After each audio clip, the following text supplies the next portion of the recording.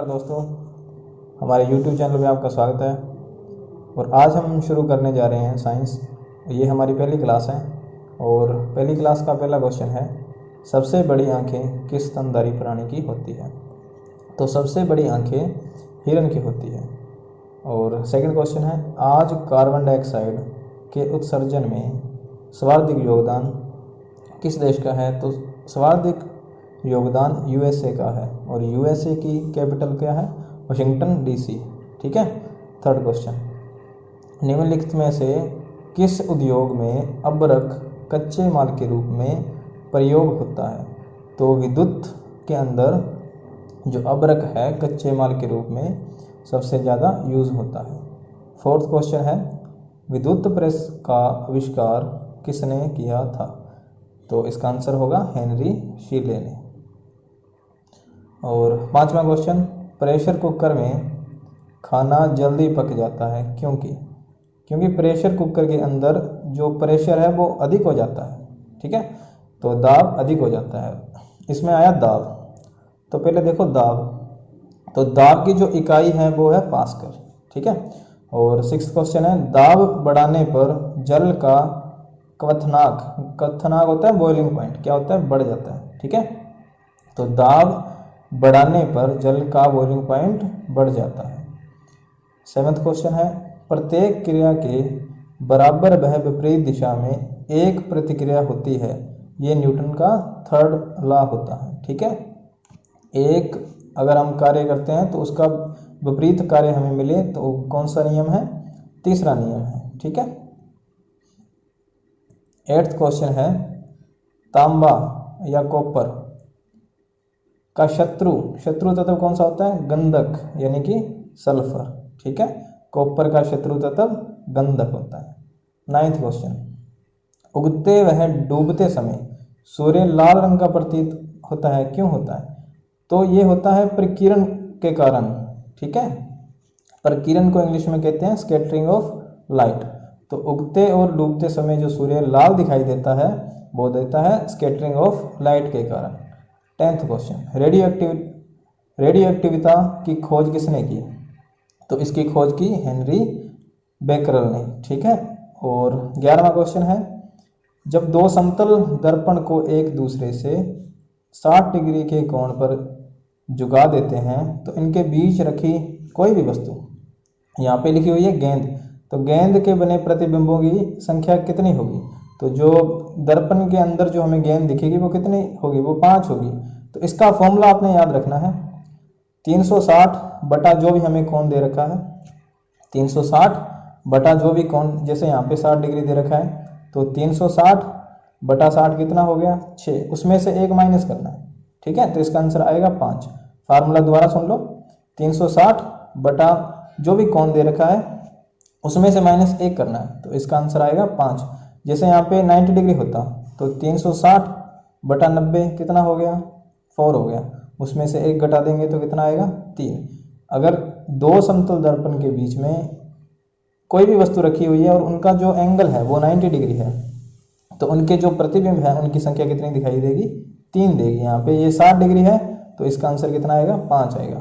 ठीक है, फॉर्मूला इसका नोट कर लेना आप, दोबारा बोल देता हूँ, 360 बटा थीटा -1। ठीक है, तो नेक्स्ट क्वेश्चन है हमारा 12वां क्वेश्चन है,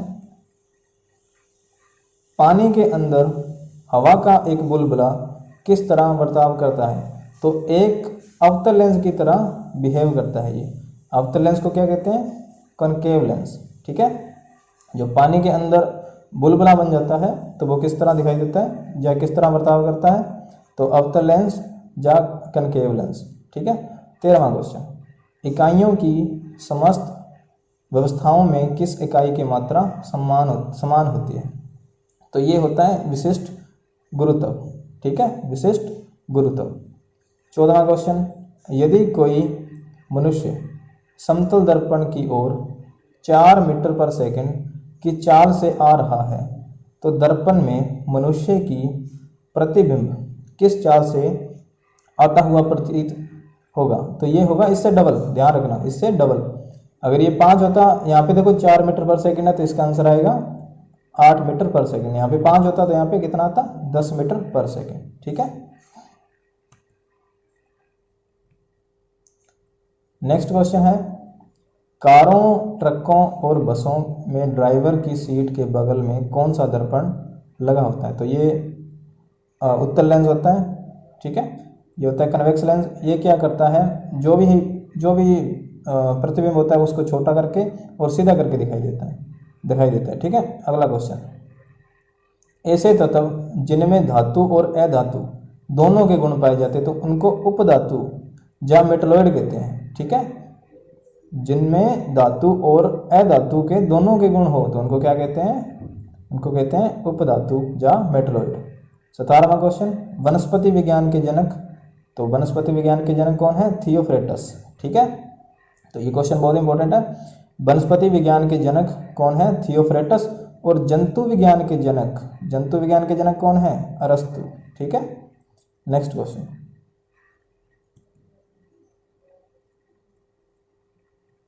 18वां क्वेश्चन है, निम्नलिखित में से किसमें ध्वनि की चाल सबसे अधिक होती है?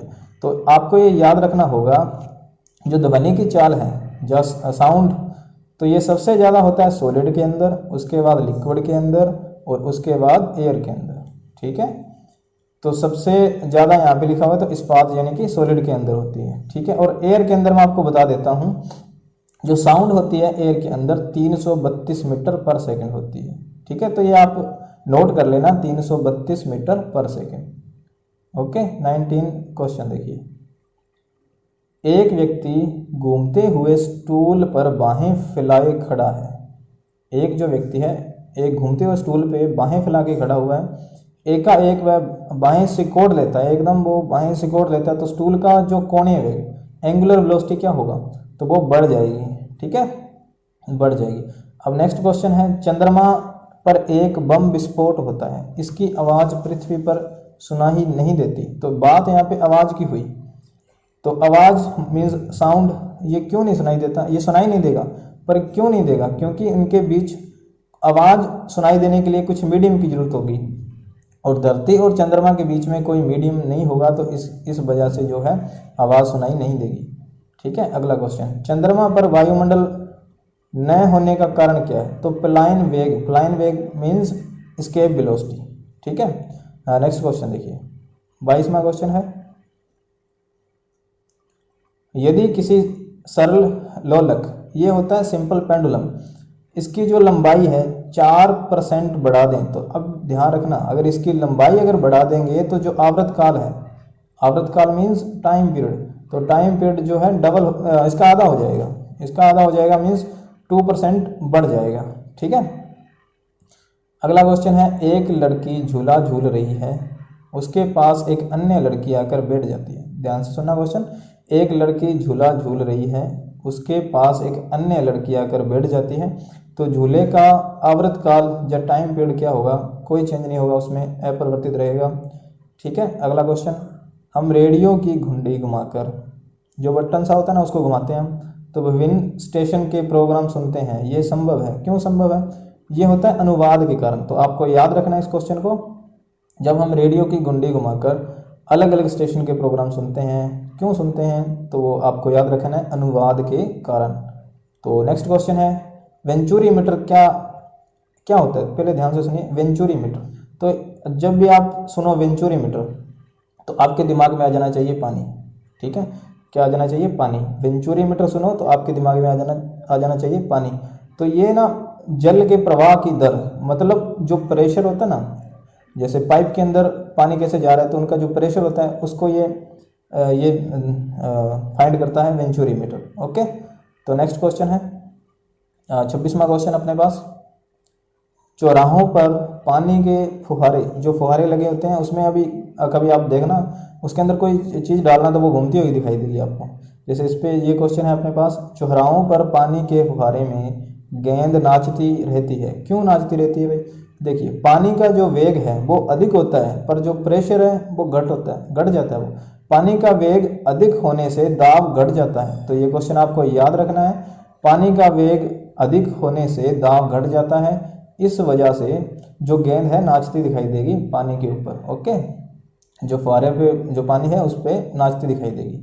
तो अगला क्वेश्चन है अपना, यदि द्रव्यमान परिवर्तित हुए बिना, तो ध्यान से सुनना, इंपॉर्टेंट क्वेश्चन है ये।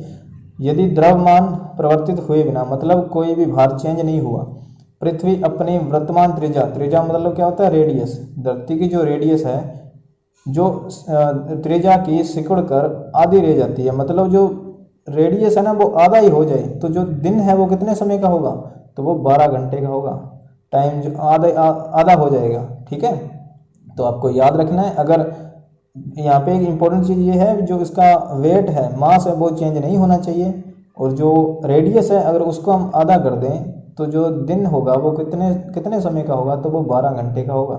ये क्वेश्चन इंपॉर्टेंट है, याद रखना।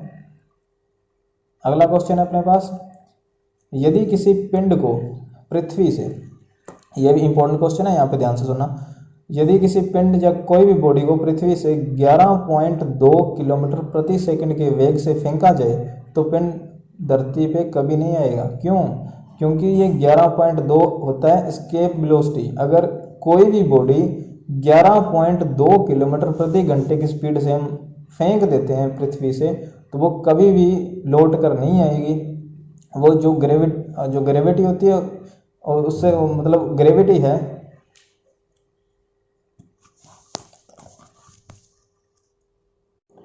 तो ये ग्रेविटी को पार कर जाएगी और कभी भी धरती पे नहीं लौटेगी। तो नेक्स्ट क्वेश्चन है अपने पास, उपग्रह में समय ज्ञात करने के लिए अंतरिक्ष यात्री किस घड़ी का या किस चीज़ का प्रयोग करते हैं, तो वो स्प्रिंग घड़ी। तो याद रखना है, उपग्रह में अगर टाइम देखना है तो अंतरिक्ष यात्री किस चीज़ का प्रयोग करते हैं, स्प्रिंग घड़ी।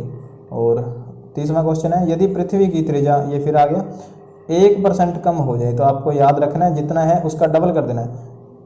1% कम हो जाए और जो द्रव्यमान है वो चेंज ना हो, इतना का उतना ही रहे, तो पृथ्वी का तल पर गुरुत्वीय त्वरण क्या होता है, एक्सेलरेशन कितना होगा, 2% घट जाएगा। ओके, तो नेक्स्ट क्वेश्चन है, दाब का मात्रक मतलब यूनिट ऑफ प्रेशर। तो यूनिट जो प्रेशर की है वो क्या है, पास्कल है। ठीक है, 32वां क्वेश्चन, खाना पकाने का बर्तन होना चाहिए, कैसा होना चाहिए, उच्च विशिष्ट ऊष्मा का, निम्न चालकता का। ओके, जो खाने पकाने वाला बर्तन है वो किस चीज़ का होना चाहिए, उसका क्या गुण होना चाहिए, उच्च विशिष्ट होना चाहिए ऊष्मा का और निम्न चालकता।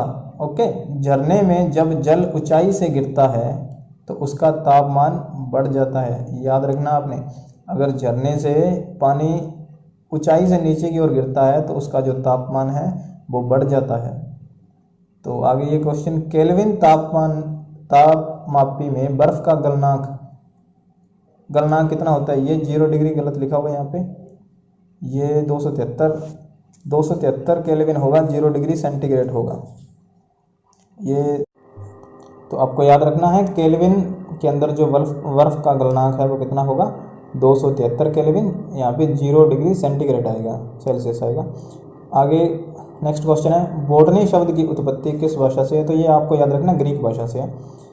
नेक्स्ट क्वेश्चन है, क्यूरी किसकी इकाई है, तो ये रेडियो एक्टिव धर्मिता की इकाई है क्यूरी किसकी इकाई है, रेडियो एक्टिव धर्मिता की। तो नेक्स्ट क्वेश्चन है अपने पास, किस रंग की तरंग दैर्ध्य सबसे कम होती है, तो ये होती है बैंगनी की, और सबसे अधिक लाल रंग की होती है। तो आपको याद रखना है विबग्योर, तो बी मतलब वायलेट, तो बैंगनी की सबसे कम और अधिक किसकी, लाल रंग की। तरंग दैर्ध्य क्या होता है, वेवलेंथ। ठीक है, तो किस रंग की वेवलेंथ सबसे कम होती है, बैंगनी की।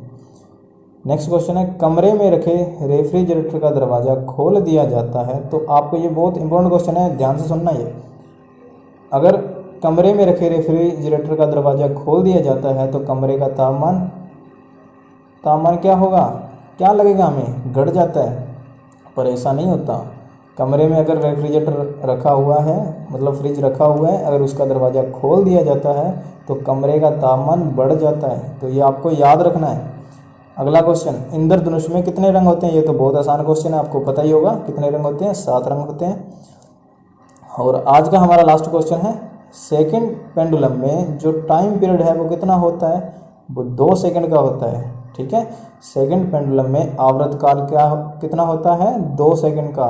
ठीक है, तो हमने आज कुछ इंपॉर्टेंट क्वेश्चन किए और उम्मीद है आपको ये समझ आए हैं और हमने पूरी कोशिश की है। अगर आपको समझ आए हैं तो आप वीडियो को लाइक करें और शेयर करें और हमारे चैनल को सब्सक्राइब करें। Thank you.